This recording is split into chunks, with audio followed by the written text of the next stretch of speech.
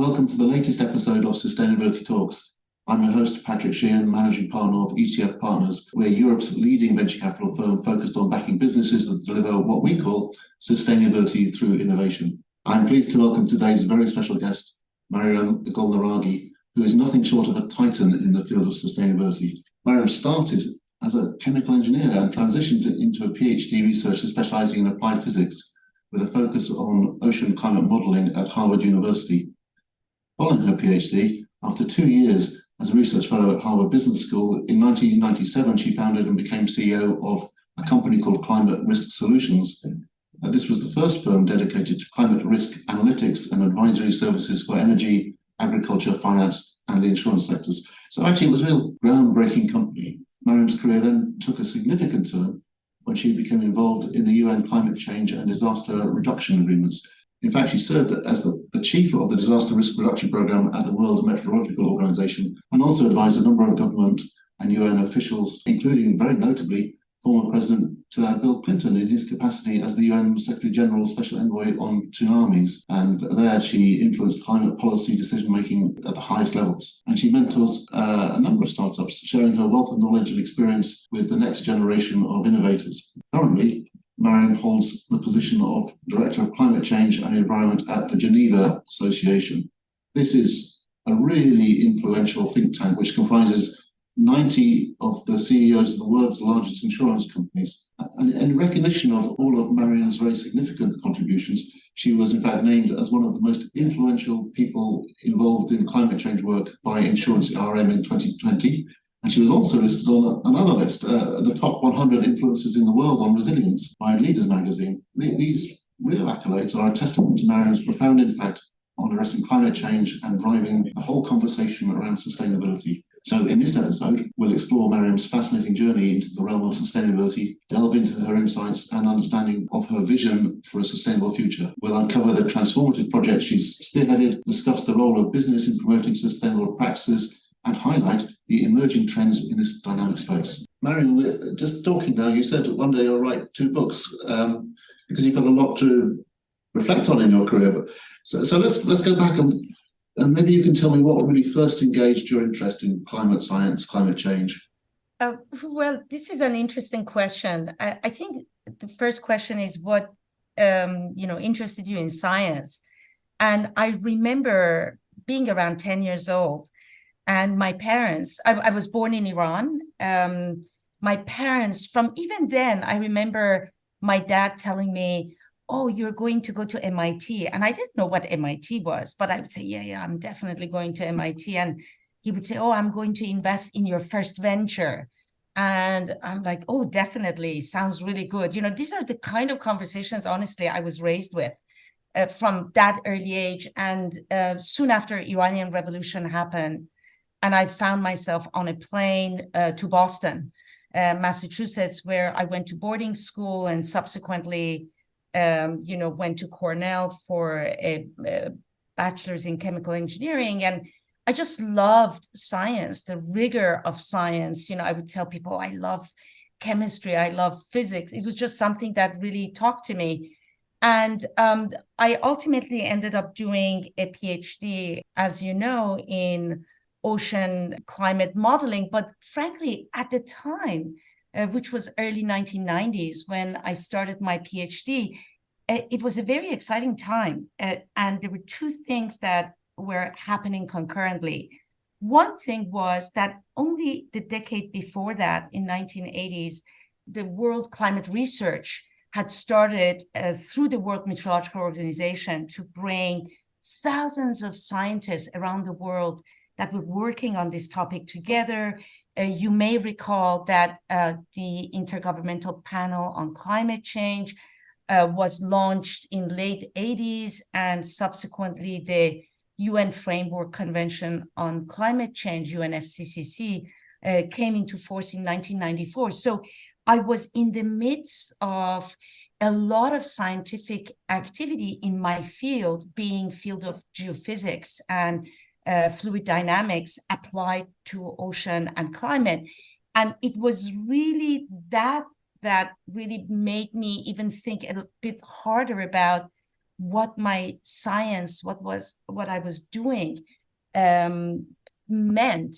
It was not just thinking about how we can use ocean modeling for preventing, oil spills and ocean pollution. It was a much bigger cause, much bigger reason. And the other thing that happened at that time is we were on the verge of massive innovation in what I call climate modeling and forecasting. So, while today discussing about El Nino Southern Oscillation, it's something that's almost a public knowledge covered in Financial Times. And then at that time, we were working at the forefront of what is El Nino Southern Oscillation? How can we forecast it? Can we forecast it with a year of a lead time so that we can bring that knowledge into societal preparedness? It was a time where we were advancing seasonal to annual climate forecasting. Obviously we had advanced significantly in weather forecasting, and weather information had become the bread and butter for business decision making.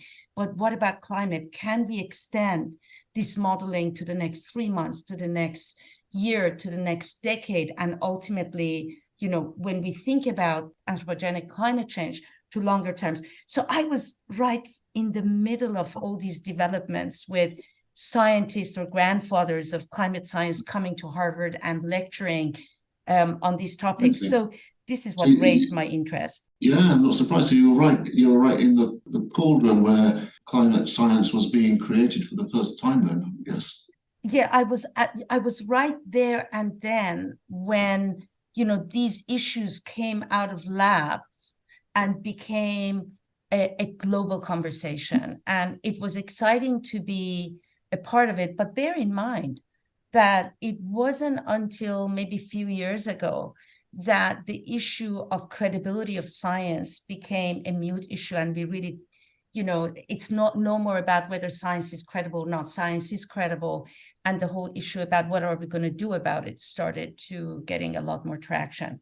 But yes, I was right in the middle of the excitement of science and development of that.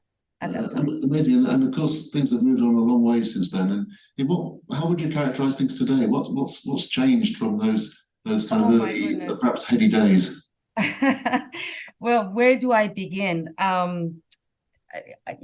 So much. The very first thing that, when we reflect over the course of these couple of decades is, I think countries have come together at a level that to really start financing science of climate change and developing systems that are extremely expensive. For example, I'm sure you're familiar with Copernicus, that is funded by European nations and in collaboration with other nations.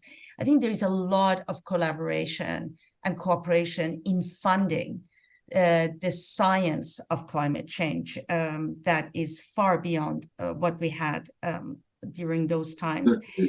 Secondly, I think, if you were at that time, in late 90s or early 2000s, you would not be able to get access to a lot of climate data and analytics that's being developed by publicly funded research that's by taxpayers' money. So I think data policies around making this information available and accessible has changed. And I had a role in doing that, which I would be happy to share. But most importantly, Patrick, I think we have moved from just talking about science of climate change to looking at how anthropogenic climate change impacts all aspects of society. So we've moved from science to risk, and then ability to model that risk as the evidence that we need to support decision making. And there is massive research and development around what we can do to mitigate impacts of climate change. So maybe those are some of the major developments. Yeah, that's fascinating. One thing I thought you might say, but you actually didn't, and so I'll just check in that I've got the right idea here, is that science and scientists, to my mind, have had to move out of their traditional roles for some people to being communicators and helping advise politicians and leaders as to what's happening. Yeah, I put that a bit differently. I would Okay. say the way I look at it. So, when I was doing my PhD, besides doing the science, I took courses at Harvard Business School, at Harvard Law School, at Harvard Kennedy School, just to prepare myself to be able to talk about my science. But, at that time, this was not common. I was questioned by my advisor, who we call, he was the grandfather of oceanography. Why are you wasting your time and energy in taking those courses? So I almost was a loner at that time, trying to not only do the rigor of science, but also build other capabilities. So to your point, yes, I think scientific community needed to expand its horizon to be able to talk more relevantly about science. But very importantly, I think people from world of business, public policy, and other sectors also needed to develop capacities to comprehend that science and put it into good use for real, meaningful decision making. So I think it's two ways.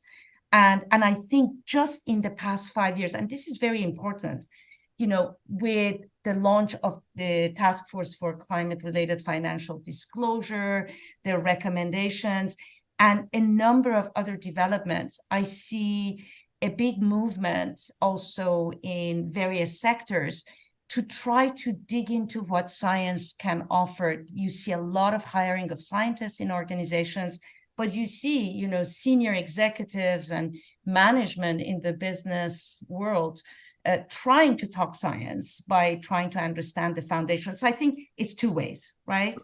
It's both ways. It's just not about scientists trying to say more about climate, but it's also those that could use the science to try to better understand and articulate how science would be relevant to their decision making. Well, that's very fair. Do you think that communication is working? I think we still have some ways to go, if I can be honest. Too many times I go in front of boards in the financial sector, and I talk to executives from various sectors, and I realize that really the understanding of science is still lacking. Let me give you an example. This is something that does worry me. So, over the last 5 years, there's been significant regulatory movement for companies that are publicly traded to start reporting on their climate risk. And obviously, to do that, you need to do pretty extensive analysis of climate risk and how climate impacts your business under different scenarios. And too many times when I speak to folks in the business world, they treat, for example, the global climate model outputs, which are just scenarios, as this is how it's going to be, as opposed to, well, this is just one scenario. It could be millions of different scenarios that, depending on how we actually position ourselves for transition. So by not understanding that looking ahead is a stochastic problem, it's a problem with so many uncertainties about how we're going to go about transition. There is not just one way that we can get there. The analysis that they can do internally, if they make decisions on one or two or three scenarios, could significantly bias their business decisions. So I spend a lot of time trying to get them to think about how to use science in light of the inherent uncertainties associated with the transition. Very good. And I do want to go back to my comment there about Bill Clinton, because when he was working with the UN on tsunamis, and you were his advisor, and I'm thinking to myself, how do you advise someone like that, such a powerful communicator with so little time? Oh my God! And how on earth do you go about translating without being simplistic? And how do you make change happen? Excellent question. So let me give you a bit of context. I'll tell you a story. So obviously, this was after the 2004 Boxing Day tsunami in the Indian Ocean, where, as you remember, over 300,000 people lost their lives, not to say the massive devastation that happened in the nations around the periphery of the Indian Ocean. So at that time, at the United Nations, I was chief of disaster risk reduction. And in fact, I was in charge of the development of early warning systems across the UN, engaging participation by countries and by various UN agencies. And here we were, so many people dying. And you can save lives with early warning systems, simple as that. But they are costly, operationally challenging, but they need to be developed. So I went in front of President Clinton, having had chaired a major global assessment of state of early warning systems. So I had a lot of evidence around what was needed and what was lacking, where the gaps are, in addition to having either myself or members of my team visited together with the UN team, the 28 nations that were badly hit by the tsunami, to really understand what it looked on the ground. And, when I went to see President Clinton, I went with Secretary General of two organizations that led the whole development of early warning systems. That's one is World Meteorological Organization, and the other one is UNESCO's Intergovernmental Ocean Commission. Now, we entered the room, and the way I can sort of describe, it was electrifying. I mean, his existence in the room was, what comes to my mind is energizing, was inspiring. I mean, and it wasn't just me.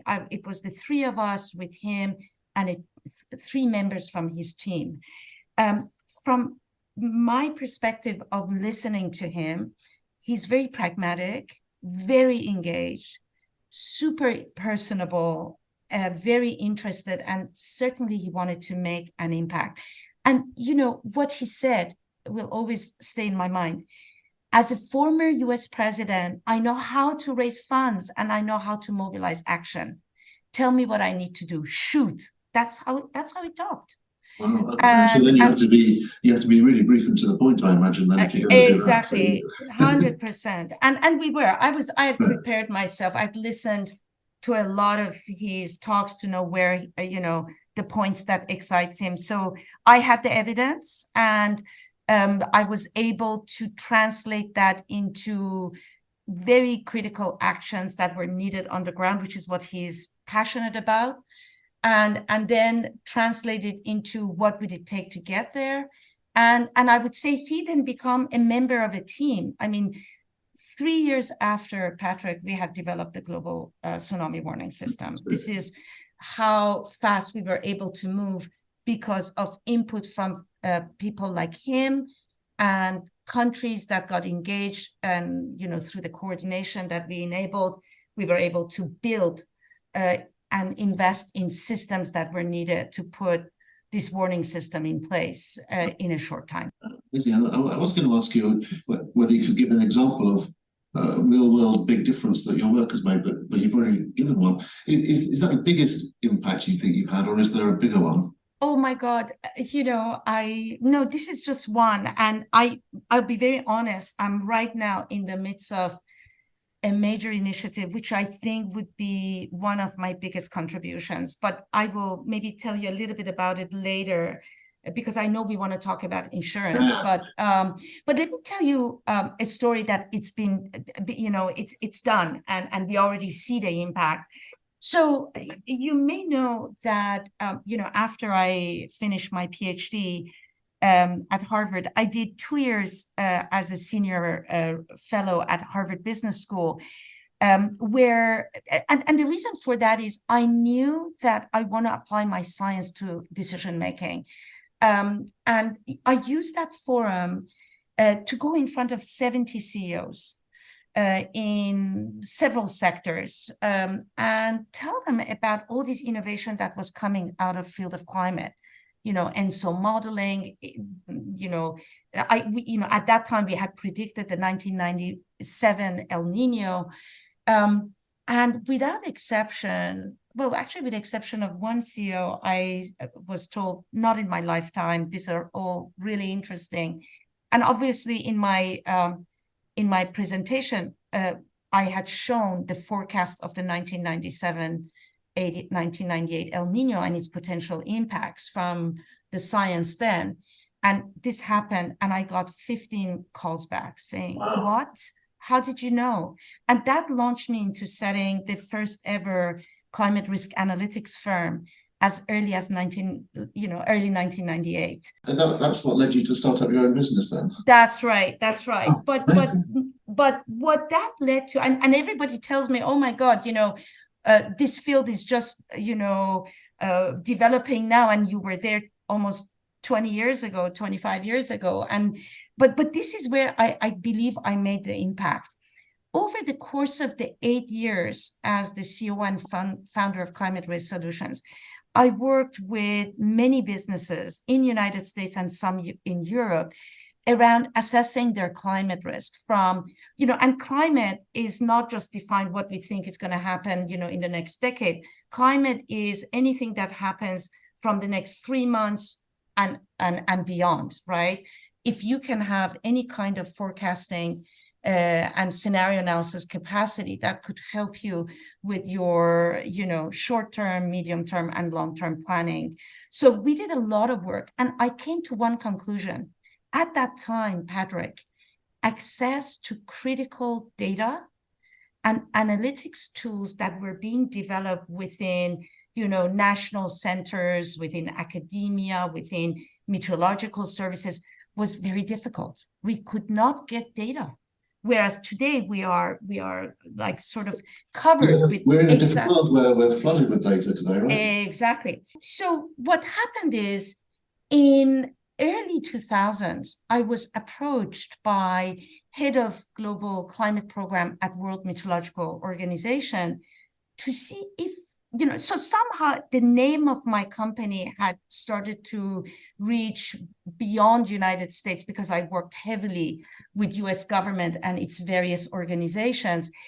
So I got a call from World Meteorological Organization saying, would you be able to write a report that demonstrates the economic value of availability and accessibility of climate data and analytics? The reason for that, Patrick, was at that time, many countries were pulling back from funding research, funding the observations. And I think WMO's goal was to try to make a business case around why investing in climate monitoring and analytics is crucial for economic development. So I developed that report, went to WMO and presented it to the Council of WMO. The Council of WMO are countries' representatives to World Meteorological Organization, which is the grandfather of climate change, is the entity that, because it exists, we coordinate weather and we have weather forecasts, etc. Now, what that did is raise the attention of the need to open up data policies so that all countries would share their data and analytics that's being funded by their own taxpayer money globally, not just for scientific use, but for applications in the private sector. Because that was not a foregone conclusion at all at that stage, was it? Oh my God. I mean, we take it for granted where we are right now with availability and accessibility of data. We couldn't Google it. Let's put it this way, right? and then, what that led to, and so this was the May of 2004. What that led to, first of all, I was, offered a very exciting position to go to United Nations and enable this. And subsequently, this led to a massive coordination, engaging scientific community, UN organizations, and various sectors that could benefit to build the foundations of why we needed to share data. And that came to the forum of the Third World Climate Conference in 2009, where 192 countries adopted what we call the Global Framework for Climate Services, which the foundation of it is, climate service for all, where governments opened up their data and analytics. And this is why today we have a very active, dynamic market of climate data providers and analytical firms. So I played a big role to bring, to open up data, but throughout these years, I've also worked very hard mentoring a lot of startups to make sure that their tools are more and more relevant to which is amazing. I do want to come to the startups, but before we do, I just want to cover why did you kind of change direction a little bit then at this stage? You've done huge, amazing things, and now you move to an insurance think tank. I'm going to downplay what it is for a moment, just to let you explain. For sure. Well, think about it. What are we talking about? If you were to sort of summarize my career is about bringing the concept of risk and risk management to the platform of governments and businesses to really start communicating why we need to think in terms of risk and risk management. I've built a career that has been, that has involved massive innovation in assessing risk, in modeling of risk, complexities of that, and then, how we can manage it. I mean, that's in a nutshell, where my career has built. But so when you think about whose bread and butter is risk, it's insurance industry, right? So insurance industry thrives to invest in, capacities for risk analytics, to be at the forefront of that, probably way ahead of the rest of the world. And then they are a catalyst, they are enablers. They work with businesses, they work with people, they work with governments. So what a better forum to bring the concept of risk, innovation in risk assessment, justification of why we need to mitigate risk, R&D about risk mitigation, and ultimately solutions that allow people, businesses, and governments to manage risk. So that was the clear choice of that unbiased environment that serves as a platform to bring everybody together to think about these topics. Now, why Geneva Association? Geneva Association is a unique organization. It was built in 1973. When you think about insurance industry, you don't think about just risk transfer and managing the risk. They're also the biggest investors. So this platform of CEOs of largest companies offers a unique opportunity for us to identify those critical global issues that insurance industry could make an impact as risk managers and investors. There was a clear interest by this platform to think about what can we do as an industry to boost our contribution to enabling a more climate resilient and decarbonized economy. Let's dig into that then, because as you explain it, it's much easier to understand that the insurance industry has the data, it's managing the risks, it's going to be massively impacted, it's got the capital, but actually, what's it going to do then? Let's put it this way: no insurance, no finance, no projects, no decarbonization, right? So can you imagine investing trillions of dollars in industrial plants and infrastructure systems of future with no insurance behind it? Or let's look at today, what you're finding is, as a homeowner, right, living in very high risk areas, access to insurance is becoming questionable. Availability and accessibility of insurance it drives financial stability of the society. Apologies for interrupting, but I can understand the insurance companies that appreciate the risk and they'll pass on the cost to me as the risk rises. But what can insurance companies do to help us migrate to this new world more successfully? I want to go back to that question. No, the insurance industry cannot pass on the risk as it rises because, and this is maybe a misunderstanding, insurance industries are deeply regulated on both sides of the balance sheet. So one of the biggest challenges now is that insurance regulatory community, in the interest of policyholder protection, is pushing insurers to cap their prices.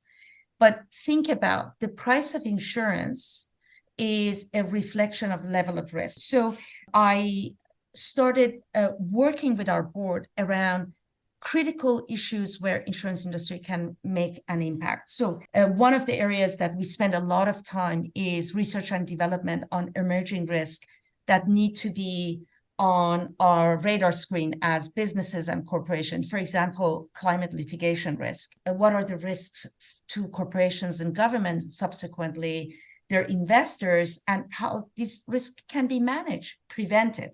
Second one is around advancing risk modeling tools and capacities for the greater good of the society.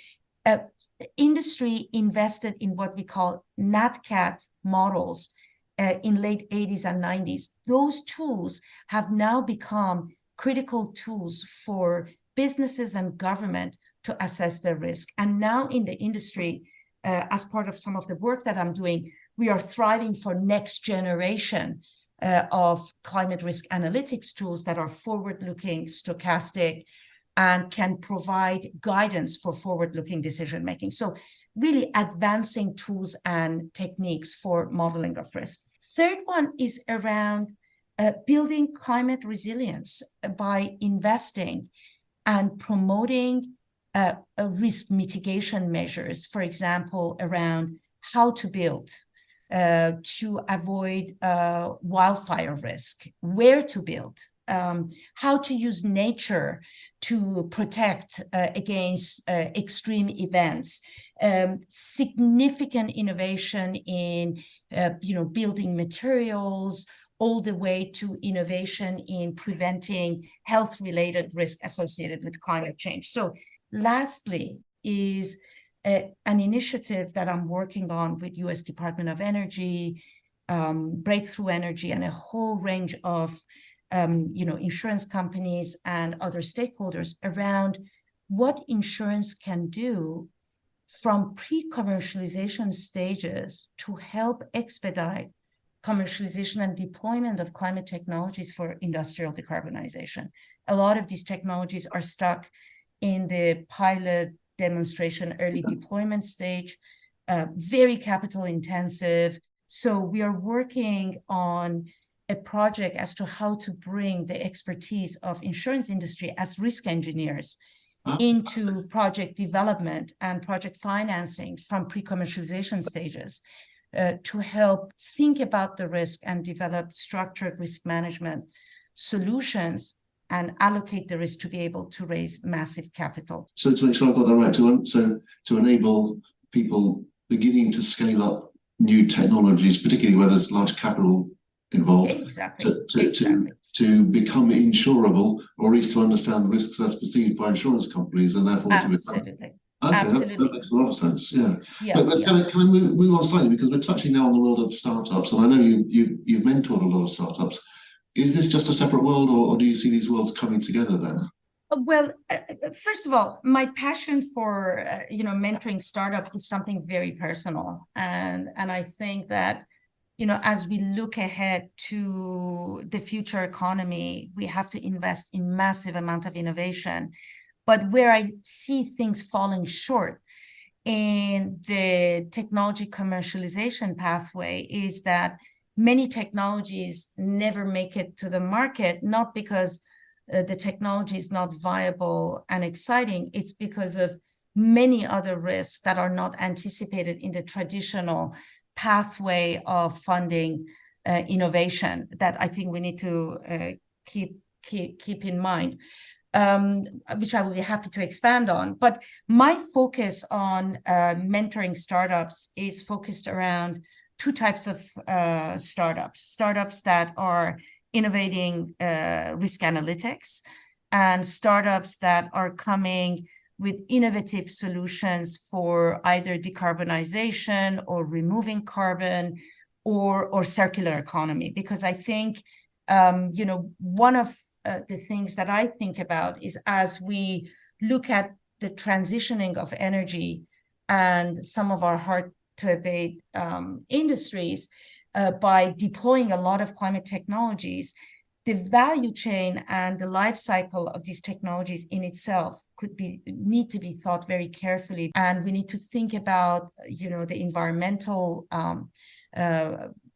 footprint of these technologies from the very early stage, far beyond just thinking about removing carbon. So I spent a lot of time with these startups to get them to think more holistically about their technology and the risks of their technologies. And at some point, I realized that there is a clear opportunity to matchmake this process with the insurance industry, which is the project that I was telling you. Yeah. Exactly. No, exactly. And as you've looked at these startup companies with a variety of technologies trying to help tackle the issues of climate change, and you've seen the opportunities, have you become more optimistic that mankind can deal with climate change? Or, are you an optimist? What's your take?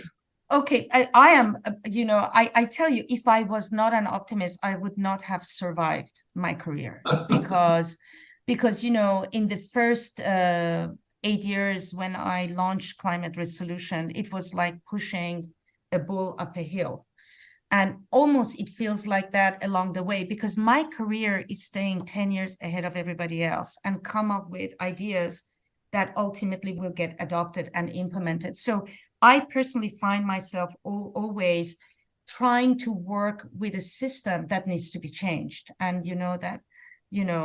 people, businesses, governments, change is not an easy concept. So just to wrap it up, yes, I am forever optimist, but I'm also a realist, thinking that if certain things don't happen, we won't get there. And among those things, yes, I'm forever enthusiastic about innovation and deployment of new ideas and technologies. But one thing I add to that it needs to be done responsibly. Right. We need to think about the future. We shouldn't make a bigger mistake in building the next economy, right? We need to think it with sustainable business models in mind. We have made massive progress in the last 5 years to shift this conversation from a scientific and environmental conversation to climate change being foundations of economic development, innovation,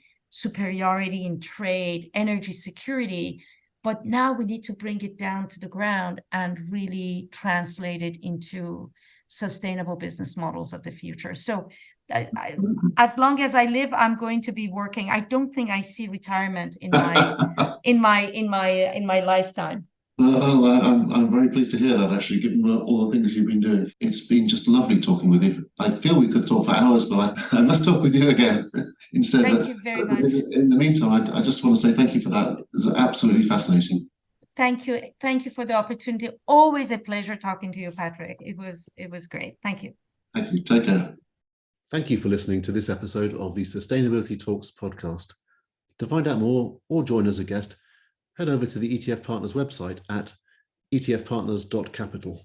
You can also connect with us on LinkedIn and follow us on Medium at ETF Partners. Until next time, thanks for listening.